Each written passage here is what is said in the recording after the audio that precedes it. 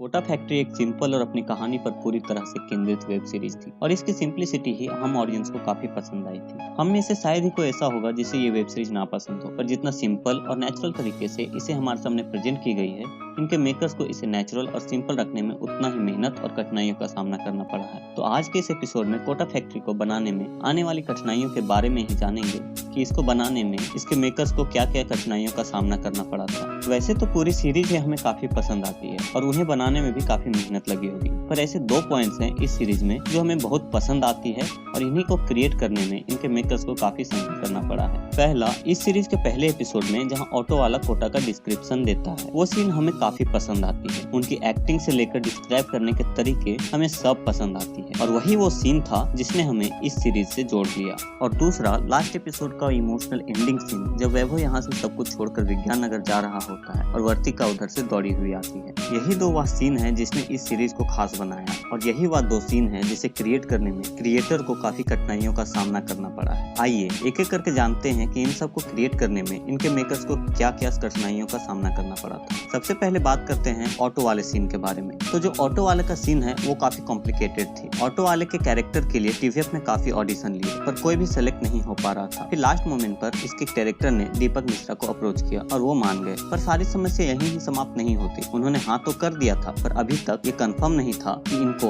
Auto चलाना आता है कि नहीं। पर लकीली उनको ऑटो चलाना आता था। वो ऑटो तो चला दिए पर उनका ऑटो चलाना एक चैलेंजिंग टास्क था। चैलेंजिंग इसलिए क्योंकि ऑटो उनको सीधा चलाना था, वो भी बिना देखे। उनके आगे फ्रंट में कैमरा सेट था जिससे उन्हें कुछ दिखाई नहीं दे रहा था, पर फिर भी उन्होंने इसका एहसास हमें नहीं होने दिया और अपने परफॉर्मेंस से हमें इम्प्रेस तो किया ही, साथ ही उस महत्वपूर्ण सीन को यादगार भी बना दिया। और आपको याद है वो सीन जब वो ऑटो चलाते चलाते एक बार बाहर देखते हैं और जोर से चिल्लाते हैं कि थोड़ा पढ़ भी लिया करो। यह डायलॉग उनका खुद का एडिशन किया हुआ था, इसे स्क्रिप्ट में नहीं लिखा गया था। अब बात करते हैं अपने दूसरे पॉइंट यानी क्लाइमैक्स सीन के बारे में। क्लाइमैक्स से रिलेटेड एक इंटरेस्टिंग फैक्ट ये है कि ये पूरा का पूरा क्लाइमैक्स एक ही रात में शूट किया गया। हाँ, आपने सही सुना, पूरा का पूरा एक ही रात में, जिसके लिए हमें डायरेक्टर्स को बधाई देना चाहिए क्योंकि उस सीरीज का सबसे इम्पोर्टेंट पार्ट को एक रात में बिना कोई गलती किए सारी समस्याओं के बाद भी कंप्लीट कर लेना सच में बहुत बड़ा काम है। आप लोगों को लग रहा होगा ये कौन सा बड़ा बात है, कोई भी शूट कर लेगा,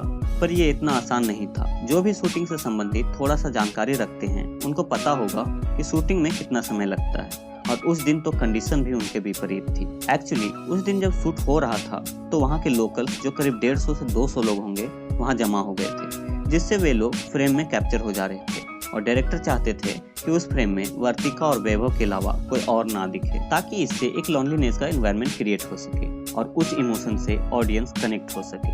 पर अगर आप भारतीय हैं और भारतीयता आप में कूट कूट कर भरी हुई है तो आप इस बात को अच्छे से रिलेट कर पाएंगे कि यदि आपके एरिया में कोई फिल्म की शूटिंग चल रही हो और इसका आपको पता चल जाए तो आप ये जरूर चाहेंगे कि आपका एक फुटेज उस सीन में आ जाए। और यही बात वहाँ के 150 लोग भी चाह रहे थे। ऐसे में उनको कंट्रोल कर पाना काफी मुश्किल था। एक पल के लिए डायरेक्टर्स ने शूट को कैंसिल करने का भी सोच लिया था, पर फिर ट्रिक्स का यूज करके उन्होंने कंप्लीट किया। उन्होंने एक कैमरा लिया, कुछ क्रू मेंबर्स लिए और अपने मेन लोकेशन से थोड़े दूर जाकर शूट करने लगे। जब सारे पब्लिक मेन लोकेशन से धीरे धीरे दूसरे लोकेशन में विस्थापित हो गए तब उन्होंने अपना मेन लोकेशन पर वो शूट स्टार्ट करके कंप्लीट किया। दूसरे लोकेशन पर जो शूट चल रही थी उसकी खास बात ये थी कि वहाँ यूज होने वाला कैमरा में बैटरी तक नहीं था। सिर्फ लोगों को शूटिंग दिखाने के लिए फेक शूटिंग किया जा रहा था कुछ क्रू मेंबर्स के साथ। इससे दोनों खुश हो गए, लोगों ने शूटिंग भी देख लिया और टीवीएफ ने अपना शूटिंग भी कर लिया। तो इतनी सारी कॉम्प्लिकेशन के बाद टीवीएफ ने हमारे सामने इतना बढ़िया वेब सीरीज लाया जिसे हम ऑडियंस ने भी काफी पसंद किया।